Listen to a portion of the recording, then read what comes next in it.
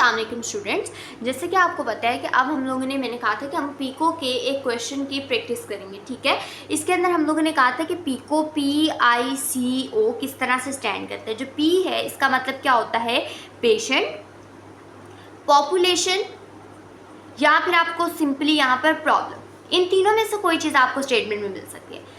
I stand for intervention, वो intervention जिसके ऊपर मैंने रिसर्च करनी है, वो इंटरवेंशन जो मैंने न्यू इंट्रोड्यूस करानी है, वो हम इसके अंदर लिखेंगे। कंपैरेटिव इंटरवेंशन, कंपैरेटिव इंटरवेंशन के अंदर सिंपली क्या है जी, वो इंटरवेंशन आती है जो कि रूटीनली यूज़ की जाती है, जो कि पुरानी इस्तेमाल हो रही है, वो मैंने न्यू इंट्रोड्यूस नहीं कराई है। और लास्टली हमारे पास इसमें क्या है, आउटकम, जो कि मैं जो है वो देखना चाहती हूँ उस इंटरवेंशन के रिजल्ट में, ठीक है।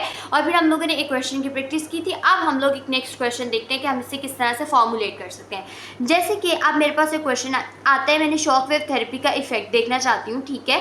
पेशेंट है with the planter fasciitis, planter fasciitis के साथ मेरे पास एक पेशेंट आया है और मैं जो है वो शॉक वेव थेरेपी का इफेक्ट देखना चाहती हूँ। मैं देख रही हूँ कि क्या प्लांटर फेशियाइटिस जो है वो उसमें रिड्यूस हो रहा है। प्लांटर फेशियाइटिस की वजह से जो है वो पेशेंट को क्या है, बहुत ज़्यादा पेन है फुट के अंदर, ठीक है। ये चीज़ है, ये तीन चीज़ें। मेरे पास एक पेशेंट आया है फुट पेन के साथ, मैंने नोटिस किया उसको प्लांटर फेशियाइटिस है और मैं देखना चाहती हूँ शॉक वेव थेरेपी इफेक्टिव है कि नहीं है, ठीक है। ये मेरे पास चीज़ है। अब इसका मैं क्वेश्चन किस तरह से फॉर्मुलेट करूँगी, फॉर्मुलेट इस तरह से होगा, is shock wave therapy effective to reduce pain in patients with plantar fasciitis, ठीक है। प्लांटर फेशियाइटिस स्पेलिंग को इग्नोर करें।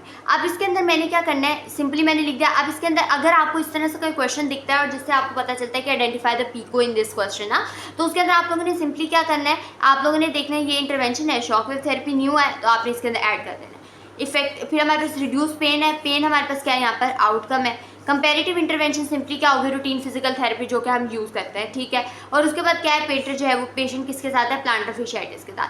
अगर तो आपको एक ही इंटरवेंशन दिया तो बड़ी आसान बात है, उसको आपने सीधा इंटरवेंशन में लिख देना है। लेकिन और फिर हमारे पास रूटीन फिजिकल थेरेपी कंपैरेटिव। लेकिन अगर आपको दो दी गई है, जैसे कि हमने पीछे में पढ़ा था, तो अगर आपको दो दी गई है ना, तो इसमें आप लोगों ने ये रखना है कि जो इंटरवेंशन जिस पर रिसर्च की जा रही है, जो न्यू है, वो इसके अंदर आपने इन्वॉल्व करनी है। Let revise the previous one. हम लोगों ने प्रीवियसली हम लोगों ने कहा था कि हम अल्ट्रासाउंड यूज़ कर रहे हैं विद एनाल्जेसिक्स, ठीक है। और फिर हम लोग यूज़ कर रहे हैं सिंपल अल्ट्रासाउंड, ठीक है। तो ये जो सिंपल अल्ट्रासाउंड है ये मेरी कंपैरेटिव इंटरवेंशन में आएगी और अल्ट्रासाउंड विद एनाल्जेसिक्स ये मेरे किसके अंदर आएगा, जो है ना वो इंटरवेंशन के अंदर आएगा, ठीक है। ये मेरे आई के अंदर मैं ये इसको लिखूंगी और इसको मैं जो है वो सी के अंदर लिखूंगी।